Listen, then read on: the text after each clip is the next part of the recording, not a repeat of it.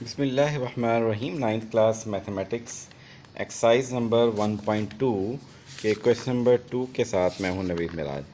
Students, आज हमने question number 2 का ये part number 3 simplify the following part 3 और पार्ट नंबर 4 करना है। So let's start the question without wasting any time.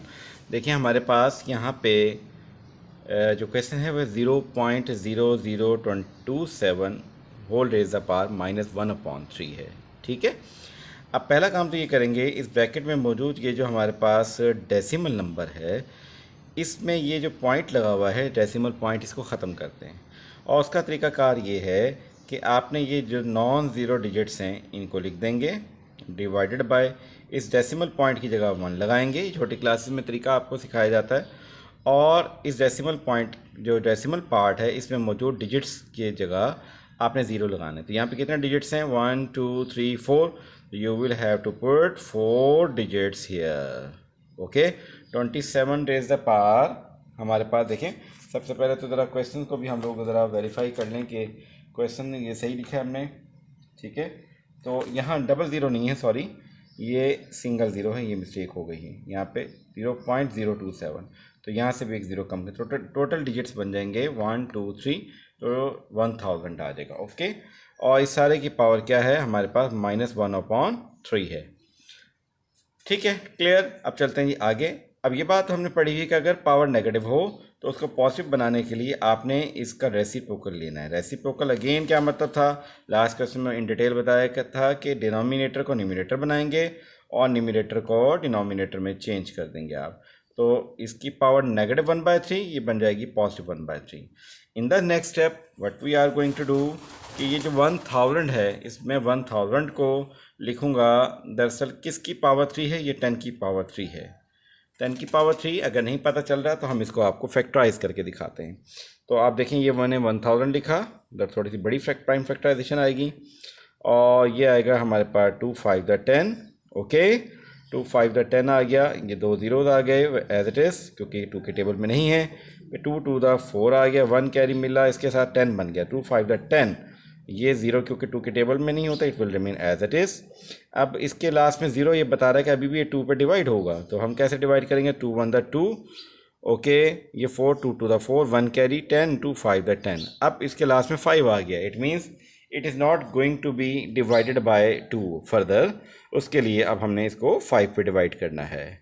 तो 5 2 द 10, ठीक है, और ये आ गया 2 2, इसके साथ मिलेगा 5 5 द 25, अगेन 5 5 द 25, और यू विल गेट 5 1 द 5। तो यहाँ 2 देखें 3 टाइम है और 5 भी 3 टाइम है। So we can write it as it is. ये सारे स्टेप्स यहाँ करने के बदले रफ में सिखा रहे हैं क्योंकि यहाँ ही करना रिक्वायर्ड नहीं है, क्वेश्चन बहुत ज़्यादा लेंथी हो जाएगा, लेकिन 1 टाइम आपको आना ज़रूर चाहिए। ओके, अब इसमें नेक्स्ट स्टेप में मैं क्या करता हूँ कि हम यहाँ पे इसको लिख सकते हैं 2 की पावर 3 मल्टीप्लाई 5 की पावर 3। अब ये रूल भी पढ़ा हुआ है कि अगर बेसिस डिफरेंट हों, बेसिस यहाँ 2 है यहाँ 5 है, पावर सेम है, तो अगर राइट साइड से, ये रूल मैंने आपको बताया था, A B raise the power n is equal to A raise the power n B raise the power n।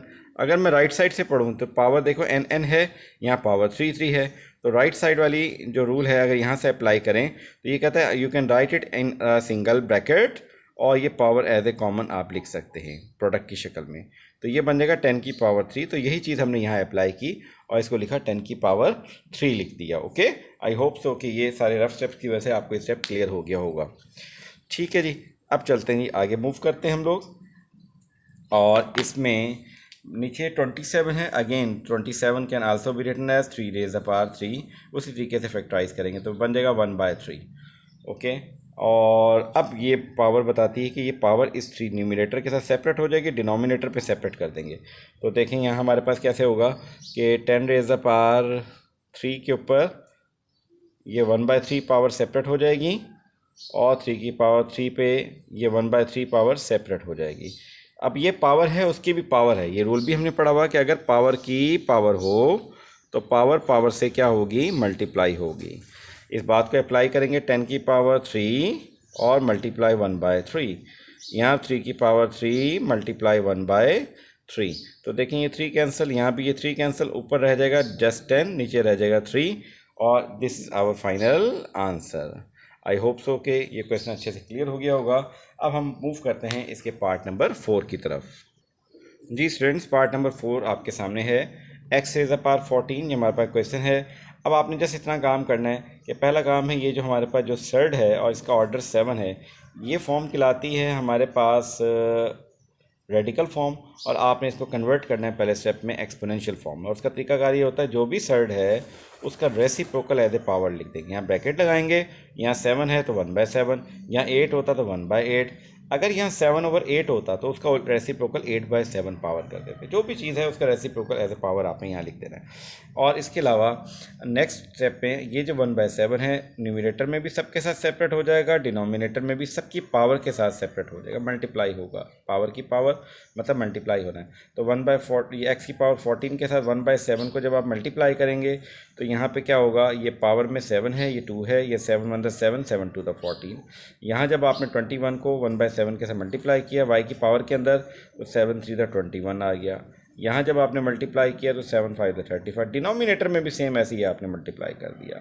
तो कटिंग होकर हमारे पास जो चीज़ रह जाती है न्यूमिनेटर में भी लिख देंगे, डिनोमिनेटर में भी लिख देंगे। इन द नेक्स्ट स्टेप बहुत सिंपल क्वेश्चन था जिसमें अब आपने क्या करना है, लॉ ऑफ इंडिसीज का ही इस्तेमाल करना है। सेम बेसिस हैं, डिवाइड हो रही हैं तो छोटी पावर बड़ी पावर की तरफ मूव कर जाएगी और सब्ट्रैक्ट कर देंगे।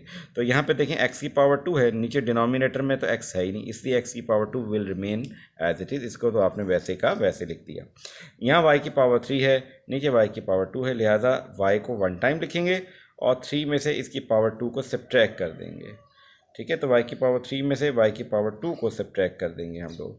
ठीक है, यहाँ 2 आना था, गलती से 1 लिखा हुआ है, 2 माइनस कर देंगे। फिर हम क्या करेंगे, z की पावर 5 है, z की पावर नीचे 1 है, लिहाजा 5 में से नीचे वाली पावर को सब्ट्रैक्ट कर देंगे। तो ये x square will remain as it is. 3 - 2 करें, y की पावर 1 लिखने की ज़रूरत आपको नहीं है। जब नहीं लिखते तो इसका मतलब भी इसकी पावर क्या है, 1 है। एंड 5 - 1 करें तो z की power 4, and it is your final answer of part number 4। I hope so कि क्वेश्चन अच्छे से क्लियर हो गया होगा। इंशाल्लाह मिलेंगे नेक्स्ट वीडियो में इसके नेक्स्ट पार्ट्स के साथ। Thank you.